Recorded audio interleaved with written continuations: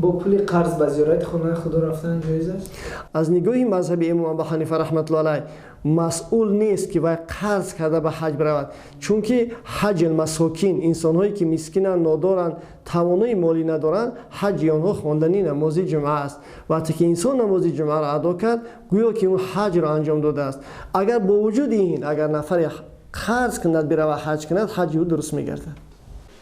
حج پراخور، قلاب و مردم فریبان قبول می شود یا نه؟ وقتی که انسان حق یک نفری مؤمن دیگر را استثمار میکند یا با زوری یا به حیله میخرد تا اون نفر گناهش را نبخشد، اگر خداوند گناهی را نمیبخشد. اما قبول شدن حج او به درگاه خداوند این نزد خداوند است. یعنی بنده نمیتواند بگه که حج اون قبول شد یا این قبول نشد. آدم میزده و بینماز به زیارت کعبه رود حج می شود؟ البته حج هم مانند نماز یک عبادت است. وقتی که انسان انجام میده، این عرف و عادت مردم ما است که یک نفر وقتی که حج میکنه در بین مردم با نام حاجی شهرت پیدا میکنه و مردم به او یک اعتقادی خاصه پیدا میکنند. اما از جانب شارع باشد، از جانب شریعت باشد، وقتی که انسان همون شرایطی که برای حج کردن برای او مهیا گردید بر ذمه او فرض میشود که در حال فوراً این عبادت الهی را انجام میدهد. اون نفری که به این آلوده این گناه است یا آغشته این گناه است وقتی که رفت حج کرد، البته او حاجی می شود. اصلا انسان وقتی حج میکند به این مقصد که از گناه پاک شود و از اونجا، یعنی از اون مکان مقدس یک شخص پاک شده به وطن خود برگردد. در حالت پس از زیارت خانه کعبه باز همین با کارهایش دوام داره.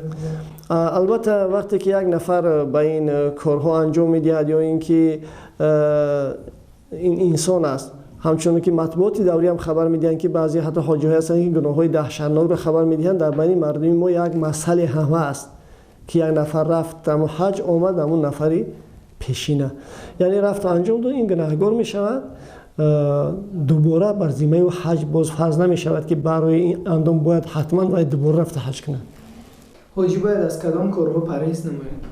البته معلوم است نه فقط حاجی، هر یک فرد مسلمان باید که از دروغ گفتن، از غیبت کردن، از تهمت کردن، از همون افعالهای گناهایی که شریعت آنها را منفور میداند یا با آنها نفرت دارد یا گناههای آنها در قرآن عظیم الشان معین مشخص شده، جزاهای مشخصی خود را دارند، از همه اینها یعنی در خلاصه کرده گوییم باید مسلمان یا خودی حاجی کسی باشد که از دست و زبان یا کسی آزار نبیند. خب میگفتید همخوابگی زن و شوهر در حج روا هست یا نه؟ این وقت او ساعت معین خودش داره، درسته و من نیستم و ساعت داره. وقتی هم حج ده معنی بعد یا حج برامون میتونه یک مشکل نداره. میتونه وقتی هم حج دور خیلی نماز تو نماز سلام نتی اوجام تو هم حج همه چیزاش که نبرایی طواف زیارت داره، سر تراشیدن داره، همه همونو که برامون به همسرش برای حلال میشه.